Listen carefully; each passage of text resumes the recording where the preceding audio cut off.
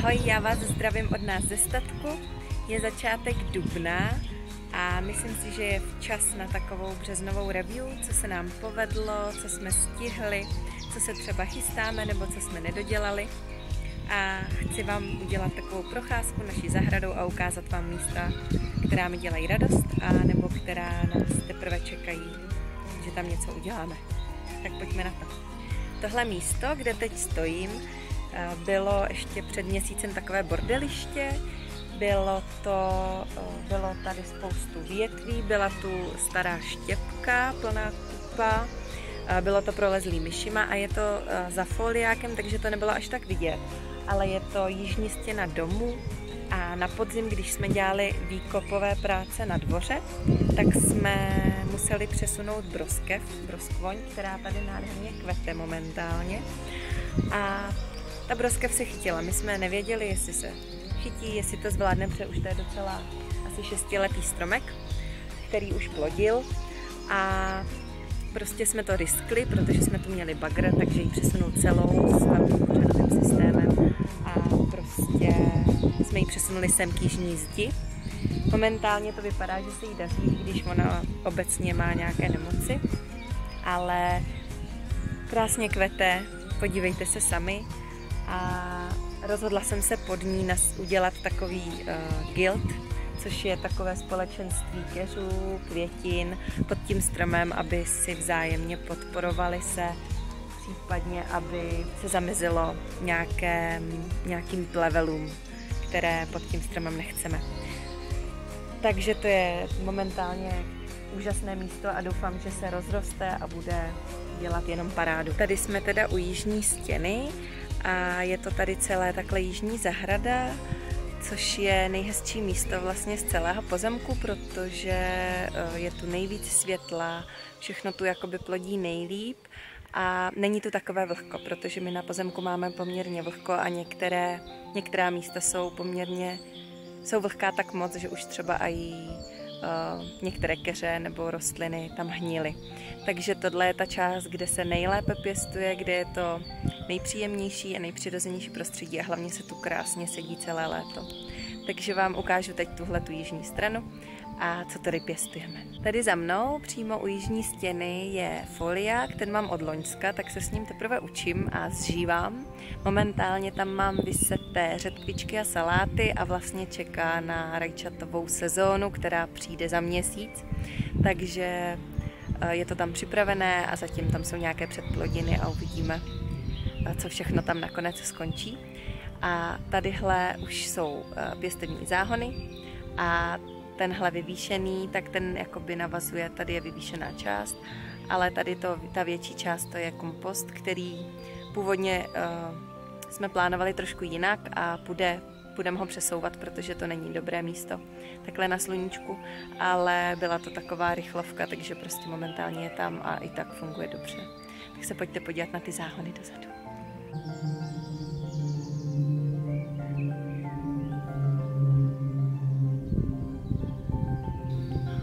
Tadyhle, to jsou moje hlavní záhony pěstební na zeleninu. Máme je takhle do spirály a tady je jakoby rovná část, kde vždycky vysázuju rajčata nebo papriky. Momentálně na téhle části to čeká právě na rajčata a je tu zelené hnojení vyseté, především hořčice, svazenka, jetel, vojtiška. A tohle část, tady byly rajčata loni a protože jsem potřebovala nové místo na jahody, tak jsem sem dala jahody, které tady zase pár let pobudou, ale to bych to nebyla já, abych k nim něco nepřidala, protože já nepěstuju monokultury. A mezi nimi letos zkouším mrkev, která už krásně leze a po okrajích mám zasazenou cibuli. Tady hnedka jakoby vedle té spirály, tak jsem udělala takový větší záhon. Je to původně myšleno na polykulturu 3 sestry, což je kukuřice, po které se plazí fazole a kolem nich nebo i jakoby pod nimi se táhnou dýně nebo cukety, nějaké tykve. Krásně to fungovalo, akorát, že jsem udělala jednu chybu. Že jsem tady takhle do téhle části vzadu dala oblouk, na který jsem přidala ačokču, což je plazivka, taková hodně bujná a ona ten oblouk celý schodila a vplazila se i dál do toho záhonu. Letos určitě tuhle chybu neudělám a ačokču si dám jinam, ale tenhle záhon letos bude takovej přechodový, protože je čistý, je připravený na osetí, takže když jsem neměla kam oset letničky a nějaké bylinky, tak jsem je osela tady do toho záhonu a pokusím se je přesunout, až budu mít hotové jiné záhony. Ale v zadní části mám česnek od podzimu a před ním jsem přesouvala chřest, který mám už asi 5. rokem, 4. nebo 5. Chřest se pěstuje, určitě znáte pro ty jeho výhonky, a sbírá se v době, kdy ještě nejsou jakoby rozvětvené. Sbírá se právě takhle od dubna do června a v červnu už se pak nechává, protože ta rostlina by jí to vysílalo moc, kdyby jsme jí brali dál ty výhonky. Takže potom už je z toho krásná rostlinka, která už tady zůstává. Křest je trvalka a je to skvělá zelenina, která nedá vůbec žádnou práci. Dáte ji na místo, necháte ji, aby se pořádně zakořenila, aby se rozrostla a potom už jenom od dubna do června sklízíte každý rok, klidně i 20 let. Takže pro toho tu mám, přesouvala jsem ho právě z místa, kde se mi nelíbil, kde vlastně překážel trošku a tady doufám, že těch 10 let vydrží. No a tady na té druhé straně, za těmi spirálami, tak to je loňský jarní záhon, ten jsem tvořila na jaře hlavně pro trvalky. Chtěla jsem prostě mít nějaký okrasný záhon, ale nakonec jsem se rozhodla, že tam budu dávat všechno možné. Měla jsem tam i letničky a letos jsem tam dala i nějakou zeleninu, protože to je úrodný záhon, který je uprostřed záhonoviště, takže proč tam nepřidat nějakou zeleninu a neozdobit těma kytkama naopak i ty zeleninové záhony, takže to jsem já, prostě všechno bude všude a nic nebude mít úplně svůj řád a pořádek a tak se mi to líbí. Prostředek spirály, tak ten mám už od podzima hezky vyčištěný a právě díky tomu jsem se mohla dát i nějaké vytrvalé zeleniny. Je tady ještě z loňska zimní pórech a ten určitě zase nahradím v nějakém podobném místě na podzim, aby zase jsem měla celou zimu pórech. A tady vzadu, tak tam je barborka obecná, ta je vytrvalá zelenina, která má hodně vitamínu C, je podobná trošku brokolici, ty květy mají trošku jakoby podobu brokolice a listy se dají krásně dusit, jsou trošku jak špenát, něco mezi špenátem, hořčičnými listy a podobně. A je to super v tom, že prostě každý rok vyleze znovu a každý rok máte rovnou z jara zásobu listů. Takže to je barborka, kterou si tu určitě budu nechávat a hýčkat a vysemeňovat dál a zkoušet nové recepty s ní, protože ji mám vlastně od loňska. A krom toho, tak v každém části záhonu je nějaká bylinka. Většinou se tam vysemenila nebo se nějakým způsobem tam dostala, protože nebylo jinde místo, tak jsem ji tam sadila. Tady mám třeba šalvěj, tamhle vzadu jsem někdy si vysemenila meduňka a vždycky to tam nechávám, protože ty bylinky mají různé účinky, odpuzující hmyz, škůdce, nebo podporují růst a tvorbu plodů. Vždycky tam něco je a nějakým způsobem se to podporuje a ty aromatické byliny se prostě do zeleninových záhonů hodí, takže já to tam nechávám a zároveň to sbírám a suším na čaje a podobně. Takže to je ten prostředek spirály. No a od spirály záhonové tady mám ještě takový keřový kousek, ten je teda momentálně zamoučovaný jenom kartonem, což nevypadá úplně hezky, ale je to místo, které já keře nerada obsekávám sekačkou, takže je to místo, které jsem si tak nějak ohraničila, aby se to dobře sekalo, mezi tím budou pak jahůdky nějaké měsíční a Ještě určitě přidám nějaké keře, jsou tam angrešty, jsou tam kamčatské borůvky, takové ty nižší, nebo ty kamčatská borůvka je docela vysoká, takže ji když tak budeme potom stříhat a bude to prostě tady takový keřový koutek. No a to je z jižní části zahrady tak nějak všechno, co bych vám chtěla ukázat. Je toho tady rozpracovaného mnohem víc, ale jsou to věci, které vám třeba ukážu příště. A tam tím směrem je západní část zahrady kolem domu a tam vám zase ukážu další věci. Tak pojďte. A ještě tady tak mám muchovník.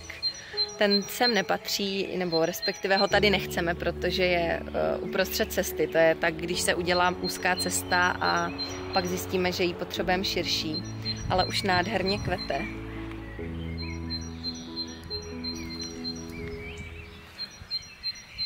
Loni jsme dělali plot, protože tady ta část zahrady, ta jižní, kde pěstujeme zeleninu, tak byla neustále okousávaná srnkama. A já už jsem z toho byla tak nešťastná, že nemám žádnou úrodu, že mi to všechno snědí. Že jsem prostě si vydupala plot a už jsme se na něj vrhli konečně a loni musím přiznat, že to byla velká úleva. Že jsme takhle uzavřeli aspoň tuhle tu pěstební část zahrady. A že se můžeme konečně těšit i z mangoldů a hrášků, který věčně nebyly. No a v téhle části hnedka na rohu domu, mezi jihem a západem, tak máme rybízy, které už jsou fakt jako starší, třeba 5leté, takže krásně proděj. A tím, že jsou u stěny, tak jsou i docela rychle. A vzadu, tady kolem stěny baráku mám původní jahodoviště, to je už taky poměrně dlouho na svém místě a jelikož jahody by měly být na jednom místě 3 až 5 let, tak letos jsem se právě rozhodla tam v té spirále udělat nové mladé jahodoviště a tohle to sice zachovám, ale mně se stala taková věc, že jsem vedle sebe nasadila měsíční jahody a klasické jahody a prostě se mi spojily. Různě se mě jako prorostly a vůbec nevím, který jsou který. Takhle z jara to ještě trochu poznat jde, ale pak když na podzim zase jakoby odzrajou, tak už to nepoznám a nejsem schopná vůbec to rozsadit a nějakým způsobem zredukovat. Takže jsem se rozhodla, že tohle místečko, které je hodně u stěny domu a právě prorůstá i plevelem, protože prostě to je neudržovaný, tak pořádně zamulčuju a jak to bude zamulčovaný, tak do toho nasadím i trvalky. Právě jsem přidala ještě další rybízové keře, které jsem si odkopla u jiných a zkusím to udělat víc okrasný s tím, že právě pod těma trvalkama zůstanou ty měsíční jahody a když úplně vymizejí ty běžné jahody, tak mě to vadit nebude. Tohle je místo, kterému říkáme Kyselý ostrůvek. Jsou tady stále zelené jehličnany, kyselomylné borůvky, ostružiny, azalka tu je. A je to takové krásné místo, které tvoří zátiší hned, když vyjdeme z bytu. A musím přiznat, že to je jedna z nejhezčích částí zahrady, respektive kousek, na který se fakt krásně dívá a který je hezký i v zimě. A doporučuji na každou zahradu, kde je trošku místa, dát něco, čemu můžete říkat Kyselý ostrůvek. Je to prostě místečko, kde bude nějaký jehličnan, stále zelený keř, a který třeba může i plodit jako borůvky, brusinky, nebo krásně kvést, rhododendrony, azalky a podobně.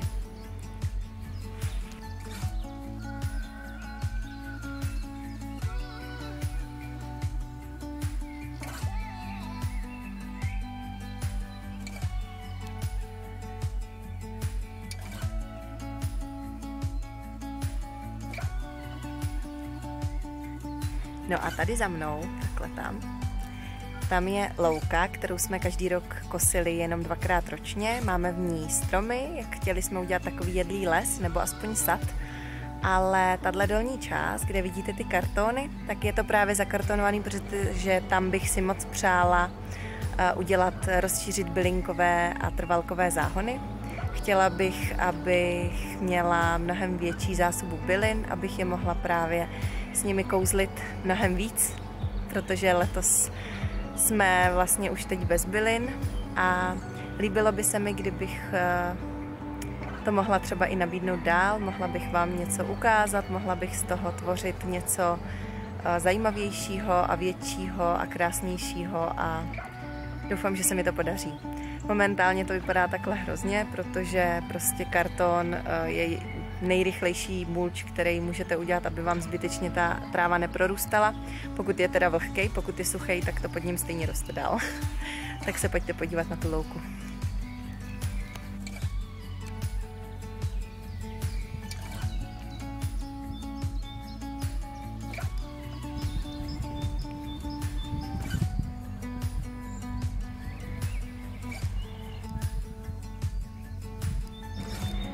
No a právě kvůli těm záhonům, které tamhle plánuju, tak budeme potřebovat udělat plot i na téhle části, tak doufám, že se to stihne, protože bych fakt nerada jako loni bojovala o tom, kdo dřív sklidí se srnkama.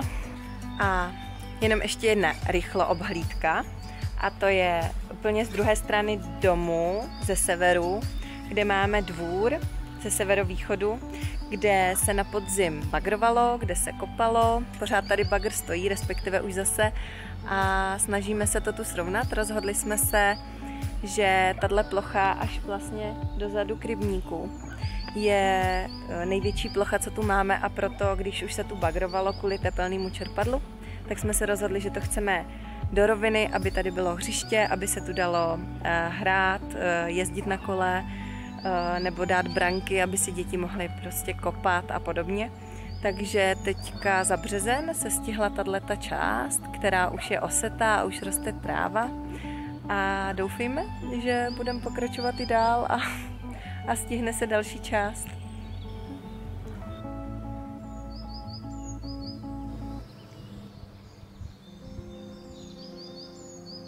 No a abych ten březen teda nějak shrnula, tak kromě toho, že byly občas nádherné dny, které určitě byly i u vás, všechno je posunutý, protože je krásně teplo, a tak jsem stihla, respektive jsme stihli tady ty bagrovací práce, udělali jsme část dvora, stihli jsme začít dělat terasu, to jsem vám ani neukázala, tam zatím je velký nepořádek, ale to vám třeba ukážu, doufám, že na konci dubna už bude náznak terasy hotový. A stihla jsem spoustu záhonů připravit a i oset a doufám, že zase za měsíc bude vidět nová změna, nové práce hotové, a tak užívejme jaro, užívejme krásné počasí a mějte se krásně. Zase příště.